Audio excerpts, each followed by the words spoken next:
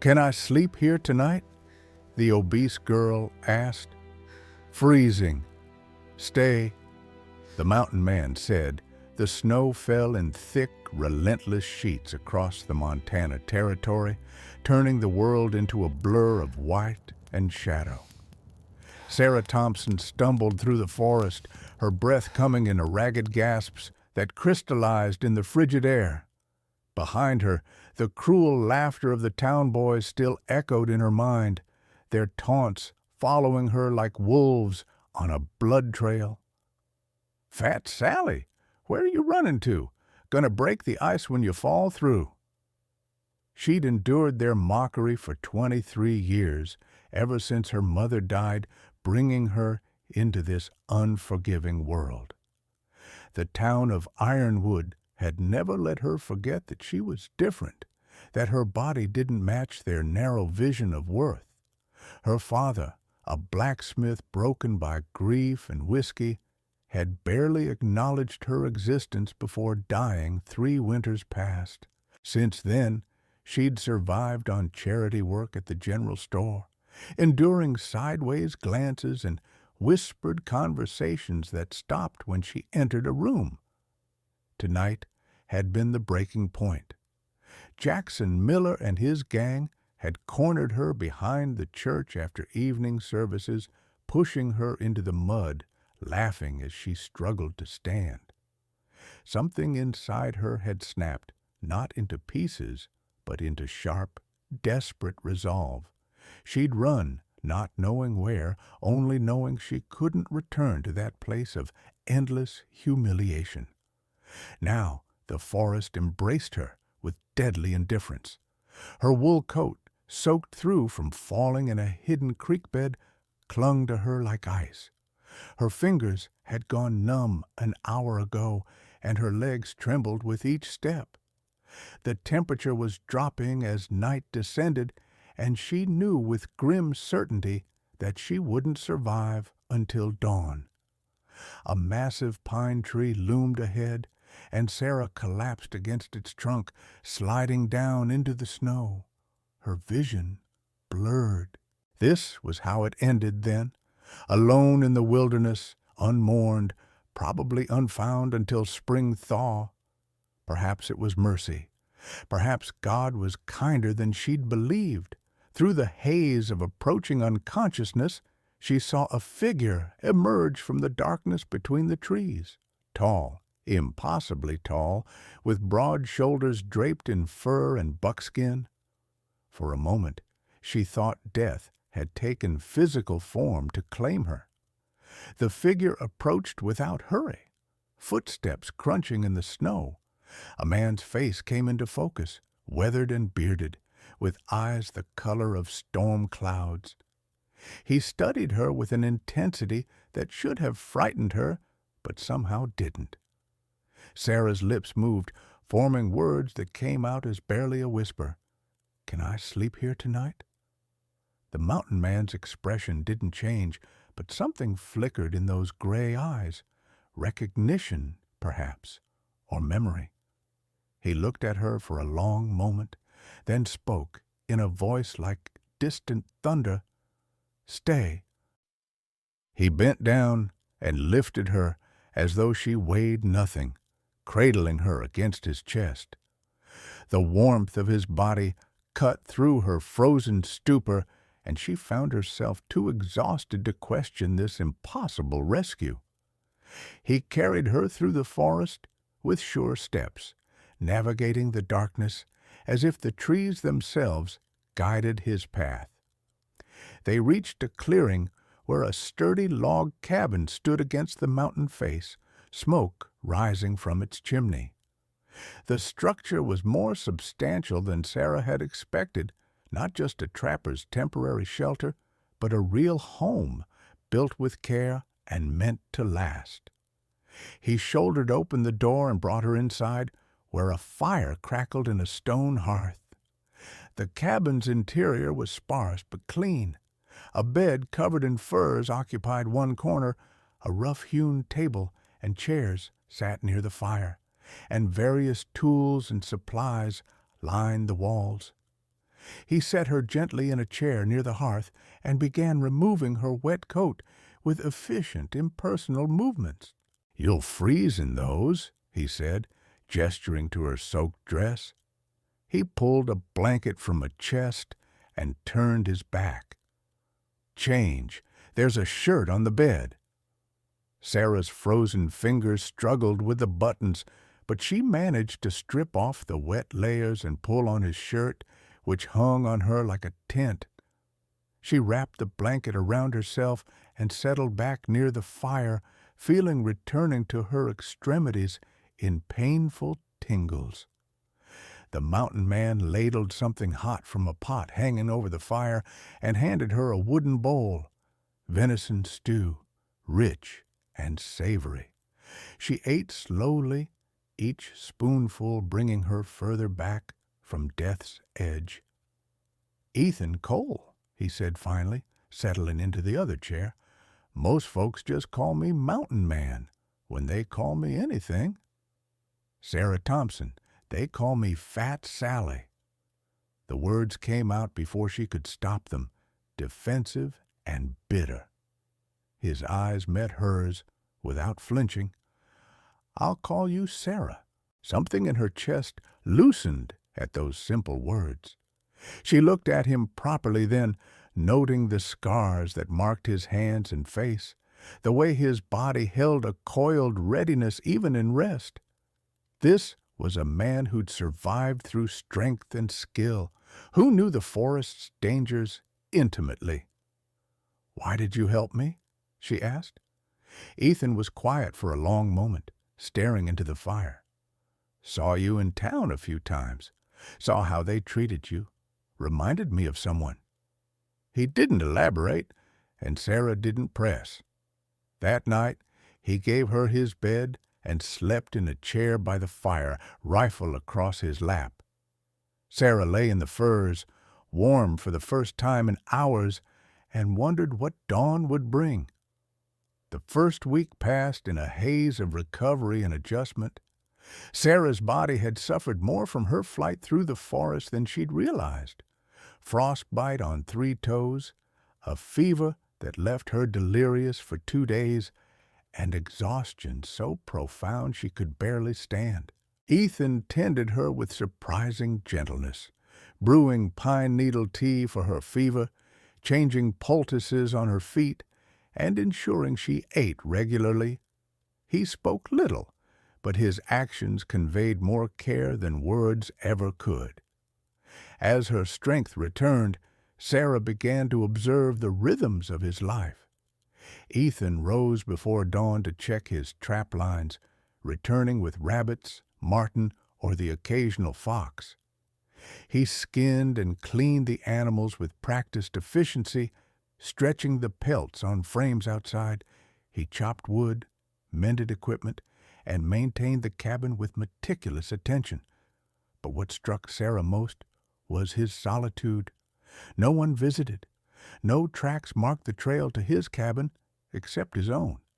He lived in complete isolation, as cut off from ironwood as if an ocean separated them instead of 15 miles of forest. "How long have you lived here?" she asked one morning, watching him sharpen his hunting knife. 7 years. Built this place myself." He tested the blade's edge with his thumb. "Was a fur trapper before that, roaming all over the Rockies. Got tired of moving." "Don't you get lonely?" His hand stilled. "Loneliness is better than cruelty. Learned that the hard way." Sarah understood. She'd felt the same way, though she'd never had the courage to leave until circumstances forced her hand. As the second week began, Ethan started teaching her. It wasn't a conscious decision, more an organic progression born from necessity and proximity. "Can't just sit by the fire forever," he said gruffly. "Winter's long, and you need to know how to survive it." He showed her how to set snares for rabbits, how to read animal tracks in the snow, and how to identify which plants could be eaten and which would kill. He taught her to shoot his rifle, starting with targets nailed to trees, then progressing to game. The first time she brought down a rabbit, his rare smile transformed his face, making him look years younger. "Good shot," he said simply, but the approval in his voice warmed her more than any fire. Sarah discovered she had aptitude for wilderness skills. Her hands, used to sewing and mending in town, adapted quickly to skinning and preparing game. Her mind, sharp despite limited formal education, absorbed information about weather patterns, animal behavior, and survival tactics. More importantly, she discovered something she'd never experienced in Ironwood: respect. Ethan didn't treat her as an object of pity or ridicule.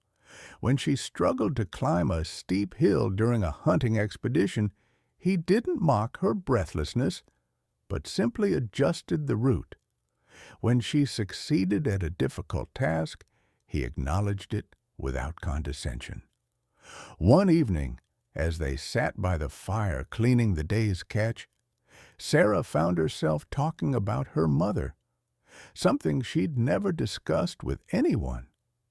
"She was beautiful," Sarah said softly, working her knife around a rabbit's leg joint. "Everyone said so. My father was besotted with her, but she died having me, and I didn't inherit her looks. Father used to say I'd broken the mold." She tried to laugh, but it came out hollow. Ethan set down his knife. "Your father was a fool." The blunt statement startled her. "What?" "A child isn't responsible for her mother's death, and judging worth by appearance is a coward's game." He returned to his work, but added quietly, "You're strong, Sarah, smart, brave enough to survive what would kill most people. That's worth more than a pretty face." Tears burned Sarah's eyes, but they weren't tears of pain. For the first time in her life, someone saw her, truly saw her, and valued what they found. The turning point came in the third week, during a particularly harsh storm. They'd been checking the northern trap line when the weather turned violent. What had been light snow became a blizzard in minutes, wind screaming through the trees with such force that visibility dropped to nothing. "Cabin's too far," Ethan shouted over the wind. "There's an old trapper's shelter up ahead. We'll wait it out there." They struggled through the storm, Ethan leading with one hand on Sarah's arm, the other using his rifle as a walking stick. When they finally stumbled into the small cave, barely more than an overhang with 3 walls of stacked stones, they were both coated in ice. Ethan worked quickly, building a small fire near the entrance with materials stored in the shelter. The flames provided minimal warmth against the storm's fury, but it was enough to prevent freezing. They huddled together under his heavy fur coat, conserving body heat. Sarah could feel Ethan's heart beating against her back, steady and strong. The intimacy of their position should have embarrassed her, but instead she felt only gratitude and something deeper, something she was afraid to name. "Tell me about before," she said, needing to fill the howling silence. "Before you came to the mountains." Ethan was quiet so long she thought he wouldn't answer. Then slowly he began to speak. "Had a wife once, Rebecca. Met her in St. Louis when I was 19. She was a preacher's daughter, sweet and gentle. We married young, moved west to Oregon Territory. She was—" He paused, swallowing hard. "She was carrying our first child when the cholera came through the wagon train. Watched her die over 3 days. Baby never had a chance." Sarah's breath caught. "Ethan, I'm so sorry. After that, I couldn't face civilization. Couldn't stand being around people living normal lives when mine had ended. Came to the mountains to die, I suppose. But the mountains had other plans. They taught me that survival is its own kind of purpose. Is that why you saved me? Because you know what it's like to be broken? He shifted, and she felt his arm tighten around her. Saved you because leaving you to die wasn't an option. But understanding your pain, yeah, that's part of it. We're both refugees from a world that didn't want us. The storm raged for 6 hours. During that time, they talked more than they had in all the previous days combined. Sarah shared stories of her mother she'd never told anyone, small memories of warmth and love before everything went dark. Ethan revealed his own childhood, raised by a father who valued strength above all and saw emotion as weakness. He used to hit me when I cried, Ethan said. Said tears were for women and weaklings. Spent my whole youth trying to be hard enough to earn his approval. Then Rebecca taught me that strength and tenderness aren't opposites. They're partners. Lost her before I could fully learn that lesson. Maybe you're learning it now, Sarah suggested gently. In the flickering firelight, he looked at her with an expression she couldn't quite read. Maybe I am. When the storm finally broke and they made their way back to the cabin, something had shifted between them. The physical closeness had dissolved barriers, revealing the fragile, genuine connection growing beneath.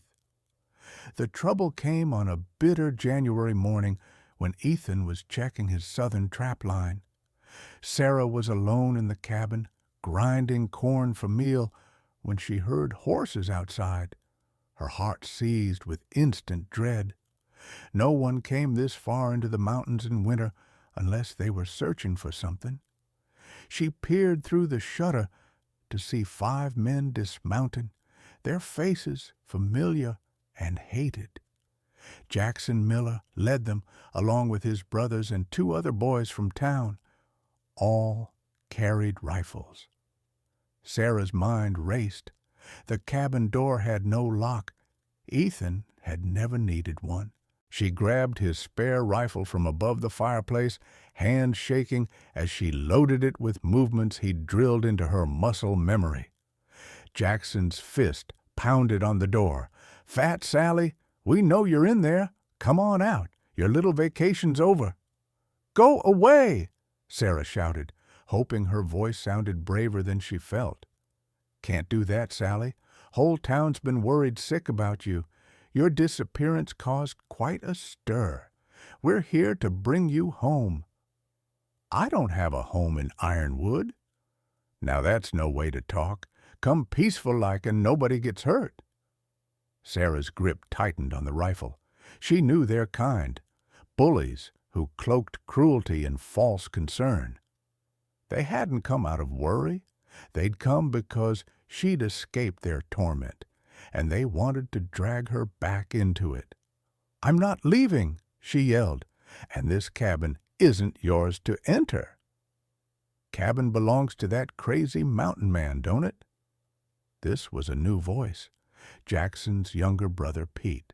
"Folks say he murdered people up here. You his prisoner, Sally?" "No." "Then come out and prove it." A gunshot cracked, and wood splintered near Sarah's head. She dropped to the floor, heart hammering. "Next one goes through the door," Jackson shouted. "You got till I count to 10. Sarah's mind worked frantically. She had ammunition, but no skill with a shootout against 5 men. Even if she wounded one, the others would rush the cabin. Her only advantage was the heavy log walls and their need to enter through the door or the single window. She fired a shot through the shutter, aiming high, a warning not to kill. "I can shoot. Ethan taught me. You break in here, and someone's going to bleed."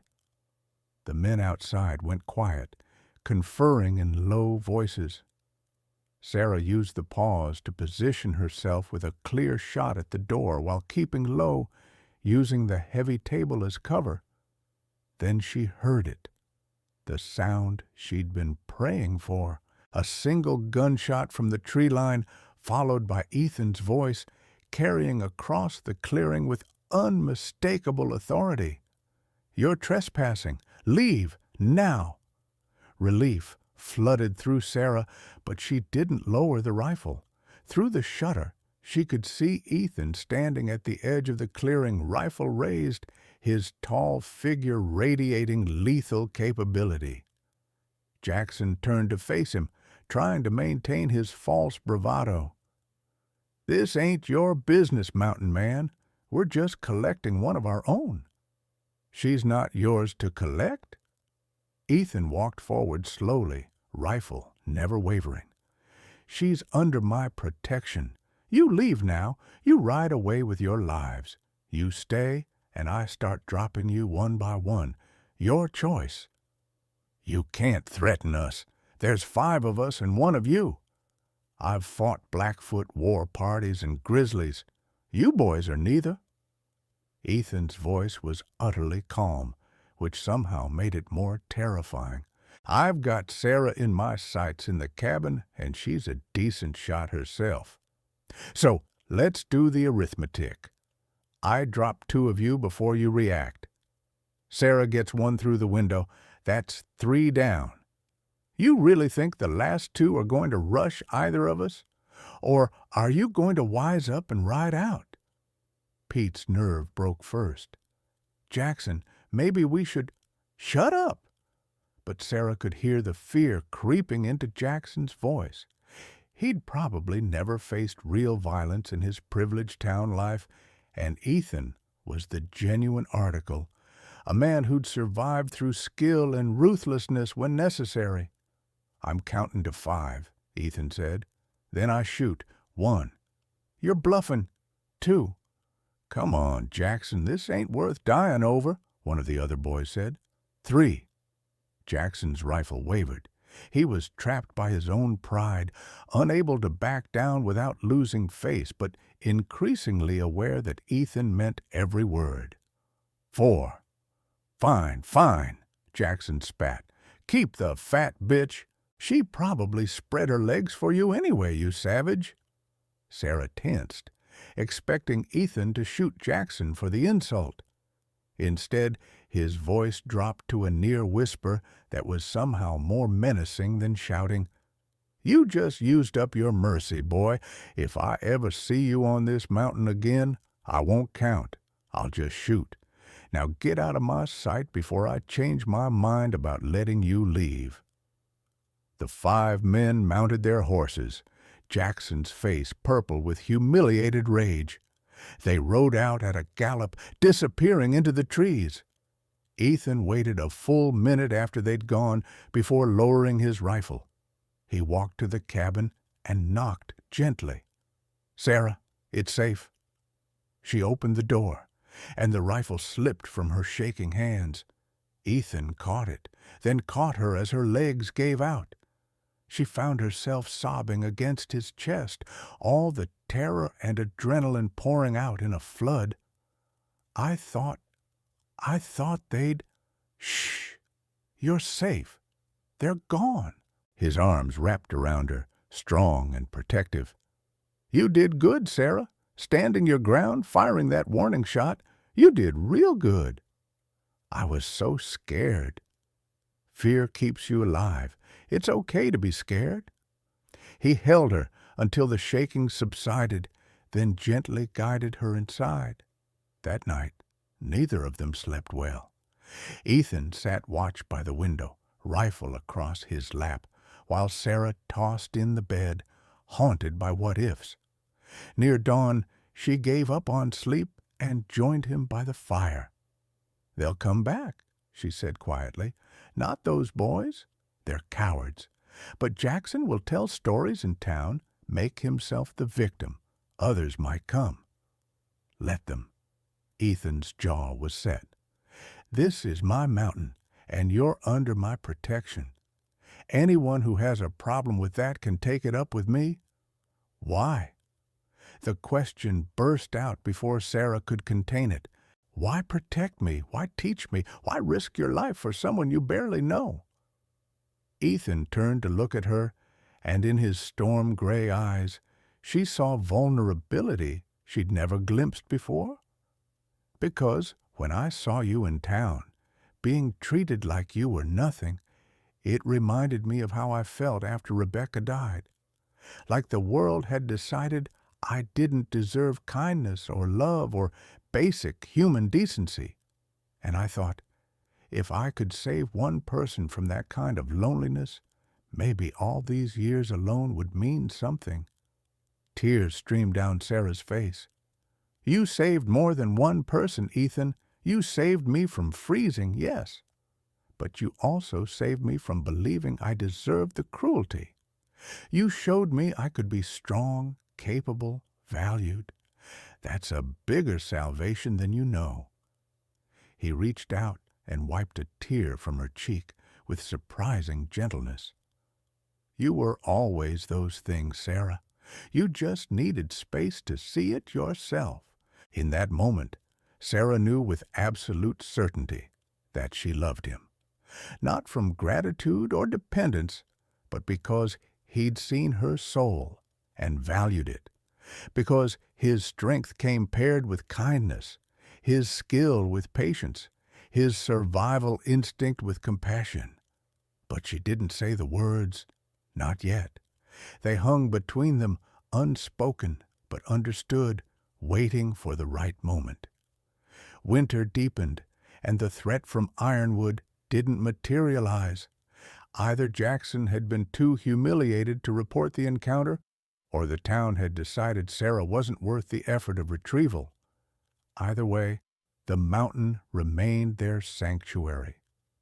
As the weeks passed, Sarah bloomed in ways she'd never imagined possible. The physical labor of wilderness living, hauling water, splitting wood, hiking the trap lines, strengthened her body. More importantly, the constant affirmation of her competence strengthened her spirit. She was no longer Fat Sally, the town's burden and joke. She was Sarah, Ethan's partner in survival, his equal in the daily fight against nature's indifference. They developed routines and rituals, morning coffee shared in comfortable silence, evening meals where they discussed the day's observations, animal tracks, weather signs, necessary repairs, nights by the fire where they traded stories, gradually revealing the full landscape of their pasts. One evening, in late February, Sarah was mending one of Ethan's shirts when he returned from checking the traps with troubling news. Saw men in the valley, not from town, fur traders looks like, but the wrong kind, the type that trap out of season and don't respect territory boundaries. His face was grim. They had native women with them tied up, Blackfoot from the markings, probably captives they planned to sell. Sarah's hand stilled. What does that mean for us? Means they're dangerous. Men who traffic in human misery don't have lines they won't cross. He began cleaning his rifle with methodical care. We need to be vigilant. No more going out alone even during daylight. I'll fortify the cabin, add shutters to the window, reinforce the door. Over the next days, Ethan worked tirelessly on their defenses while Sarah kept watch. The cabin transformed into a small fortress with heavy shutters, a reinforced door, and strategic firing positions. They stockpiled ammunition and supplies, preparing for a siege. The attack came on a moonless night in early March. Sarah woke to Ethan's hand over her mouth and his urgent whisper, "Men outside. 5, maybe 6. They're surrounding the cabin." Her heart hammered, but the weeks of preparation kicked in. She rolled silently out of bed and took her position at the window while Ethan covered the door. They'd rehearsed this scenario a dozen times. A voice called from the darkness, "Anyone home? We're traders, lost our way in the storm. Just need shelter for the night." "Storm passed 2 days ago," Ethan called back, And there's a trading post 15 miles south. Try there. Come on, friend, have a heart. Just a few hours by your fire. Not your friend, not opening my door. Move along. The voice hardened. That's unfriendly, real unfriendly. Maybe we'll just help ourselves. Try it and die. Gunfire erupted. Bullets thudded into the heavy log walls and shutters, but Ethan's fortifications held. Sarah fired through a gap in the shutters, aiming at muzzle flashes. One man screamed. She'd hit something. The assault was more aggressive than Jackson's group had been. These were hardened criminals who killed for profit, not spoiled boys playing at intimidation. They tried to flank the cabin, to break through the shutters, even attempted to set fire to the roof. But Ethan was a better tactician.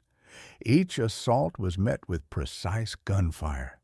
He dropped 2 men in the first 10 minutes, and Sarah wounded a third. The remainder fell back, realizing this wasn't easy prey. "Ethan Cole!" one of them shouted. "We know who you are. There's a bounty on you from St. Louis, $300 for the mountain man who killed Deputy Marshal Robert Cole." Sarah's blood went cold. She looked at Ethan, who had gone very still. "That true?" the voice continued. "You beat your own brother to death 5 years back? Makes you a wanted man, Cole. Makes you worth money." "He's lying," Sarah whispered. "Right, Ethan?" But his expression told a different story. Not guilt exactly, but grim acknowledgment of a dark truth. "Tell you what, Cole," the voice called. "Give us the girl. She's worth something, too. Heard about her in town, the runaway from Ironwood. You give us her, we'll call it even. Forget we ever saw you." "Never," Ethan roared. "Then you're both dead." The second assault was more coordinated. They used fire arrows to ignite the roof while simultaneously attacking the door and window. Smoke began filling the cabin as the roof caught. "We can't stay here," Sarah coughed. Ethan's mind worked frantically. Then his eyes lit on the root cellar, a tunnel he'd dug that led to an exit 50 yards from the cabin, originally intended as an emergency escape from bear attacks. "Follow me!" He led her to the trapdoor, wrenched it open, and practically threw her down into the darkness. "Run straight. It comes out in the rocks above the creek. Don't wait for me. Head for the Blackfoot territory. Tell them you're under my protection. They'll honor that." "No, I'm not leaving you." "Sarah, no." She grabbed his coat. "You come with me or I stay here. Your choice." He stared at her for a heartbeat, then a slow smile crossed his face. "Stubborn woman. Learned from a stubborn man." They fled through the tunnel as the cabin collapsed into flames behind them. Emerging in the rocks, they could see the attackers celebrating their apparent victory. Ethan counted 4 men remaining. "They think we burned," he whispered. "That's our advantage. You remember the old mine shaft 3 miles north? The one we explored last month? Head there. I'll meet you in 2 hours. "What are you going to do?" His smile was cold. "Hunt." "Then I'm hunting with you. Sarah, equal partners, remember? You taught me to track, to shoot, to survive. Now let me prove I learned." Ethan looked at her, really looked at her, and Sarah saw the moment he recognized what she'd become. Not the frightened girl who'd stumbled into his clearing months ago, but a woman forged in wilderness and will, capable and fierce. "All right," he said, "but we do this smart." They circled back, using the terrain Ethan knew intimately. The remaining traders had split up, 2 looting the burning cabin while 2 others searched the perimeter. Ethan took the first pair with deadly efficiency, his knife work swift and silent. Sarah kept watch, her rifle ready, her heartbeat steady despite the violence. The second pair realized their companions were missing and panicked. They fled toward their horses, but Sarah and Ethan were waiting. Sarah's shot took down one man, center mass, just as Ethan had taught her. Ethan's rifle dropped the other. It was over in minutes. 4 men dead, the threat eliminated. Sarah should have felt horror at having taken a life, but all that she felt was grim satisfaction. These men had dealt in human suffering, and the world was better without them. Ethan touched her shoulder. "You okay?" "I'm alive. That's what matters." She looked at the burning cabin, their sanctuary reduced to ash. "Now what?" "Now we survive, like we always do." They spent that night in the old mine shaft, huddled together for warmth. Sarah finally asked the question that had been burning in her mind. "The bounty. What they said about your brother, is it true?" Ethan was silent for a long time. Robert was the golden child, the one who could do no wrong. Became a deputy marshal at 20, married well, had the life my father always wanted for me. But he was rotten underneath, cruel to his wife, brutal to prisoners. I didn't know how bad until Rebecca and I passed through St. Louis on our way west. He paused, pain etching his features. Found Robert beating a Cheyenne boy to death in an alley. Kid had stolen bread. I pulled Robert off, told him to stop. He laughed, said the world had too many Indians anyway. Something in me broke. All those years of his moral superiority, and he was no better than our father, just better at hiding it. What happened? We fought, really fought. He pulled his gun, I took it away. In the struggle, he fell, hit his head on a hitching post. Died 2 days later. They called it murder. I called it justice, but justice doesn't matter when the dead man wears a badge. His voice was hollow. Left town that night, came to the mountains. Been running ever since. Sarah took his hand. "You're not a murderer, Ethan. You tried to stop him from killing a child." "The law doesn't see it that way." "Then the law is wrong." She met his eyes. "I know who you are, not the man who fought his brother, the man who saved a freezing girl, who taught her to survive, who protected her from monsters. That's the truth of you."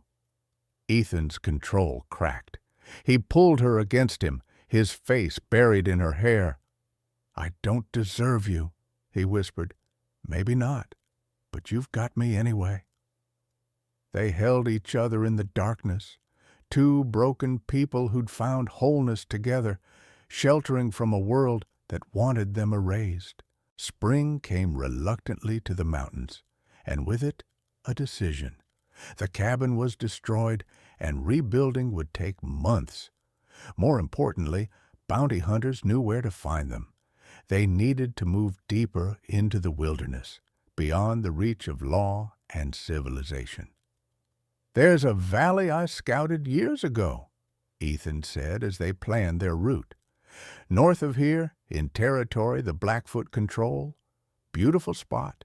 Good hunting, clean water, protected from storms. I've traded with the tribe before. If we can get their permission, we could build there. And if they refuse, we keep moving until we find somewhere. But Sarah," he took her hands, "that life means isolation. Harder than anything you've experienced. No town within 100 miles, no other white people, complete dependence on each other. I need you to understand what you're choosing."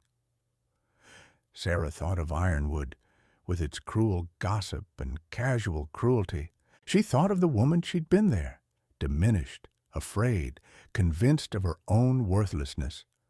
Then she thought of who she'd become in Ethan's company. Strong, capable, valued. The choice wasn't difficult. "I'm choosing life," she said simply. "Real life, not just existence. I'm choosing the mountains.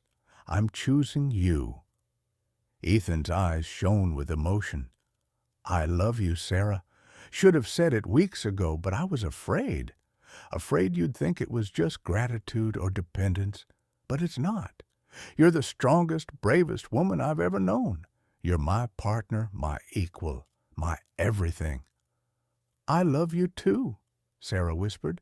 "You gave me back my life, gave me back myself."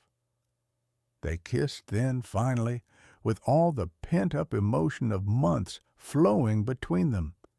It was tender and fierce, desperate and gentle, a kiss that spoke of survival and hope and love forged in the wilderness.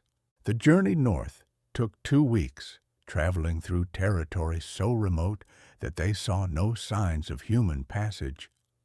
Ethan taught Sarah how to read the land at this deeper level, how to find wild edibles, how to predict weather days in advance, how to move through the forest, leaving no trace. She amazed him daily with her adaptability. The soft town girl who'd stumbled into his clearing had transformed into a woman who could hike 20 miles without complaint, set camp efficiently, and shoot a deer at 200 yards. Her body had changed too, still soft, still curving, but now underlaid with muscle and endurance. She moved with confidence, her posture straight, her step sure. They found the Blackfoot village in a valley where 3 rivers converged. Ethan approached respectfully, Sarah at his side. The chief, a weathered man named White Eagle, remembered Ethan from past trades. Through careful negotiation and the gift of several valuable pelts, they obtained permission to settle in the valley Ethan had mentioned. In return, they agreed to trade with the tribe and never trap on their sacred lands. "Your woman," White Eagle said in careful English, studying Sarah. "She is strong?" "Very strong," Ethan confirmed. White Eagle nodded approvingly. "Good. Weak people die in the mountains. Strong people make good neighbors." They built their new home over that summer, working side by side. The cabin that rose was larger than Ethan's first, built to shelter 2 instead of 1. They carved their initials into the main beam, E, C, and ST, a permanent testament to their union. On a warm August evening, with the cabin complete and supplies stored for winter, they stood on the porch watching the sun set over the mountains. Sarah leaned against Ethan, his arm around her shoulders, both of them peaceful in a way neither had known before. "Do you ever regret it?" Sarah asked. "Taking me in that night? Your life was simpler before." Ethan turned her to face him, his hands framing her face. Every man gets one great act of salvation in his life. Most never recognize it when it comes. I could have walked past you that night, told myself you were just another casualty of a hard world. But something made me stop. Maybe Rebecca's spirit, maybe just basic human decency. Whatever it was, it gave me you, gave me purpose beyond mere survival, gave me love when I'd given up on ever feeling it again. I was so scared when I asked if I could sleep there that night, Sarah admitted. Scared you'd say no, scared you'd say yes, scared of everything. What are you scared of now? Sarah considered the question seriously. Nothing important. I'm not scared of the wilderness anymore. It's home. Not scared of what people think. There's no one to judge us. Not scared of my own worth. You taught me to see it. Maybe I'm scared of losing you, but that's love, not fear. You won't lose me, Ethan promised. I'm yours, Sarah, until the mountains crumble. And I'm yours, forever. They went inside their cabin, their home, and closed the door on the world outside. Two refugees who'd found sanctuary not in a place, but in each other. Two souls who'd been broken by cruelty and made whole by love. In the vast wilderness of the American frontier, where survival was the only law and mercy was rare as gold, they'd found something precious, belonging, not to a town or society that judged them, but to each other and the wild, beautiful land that accepted them without conditions. Sarah had asked if she could sleep there one freezing night. Ethan had told her to stay. In the end, both words meant the same thing: home. And home, they'd discovered, wasn't a location. It was the person beside you when the snow fell and the wolves howled and the world tried to break you down. It was the place where, finally, you were enough.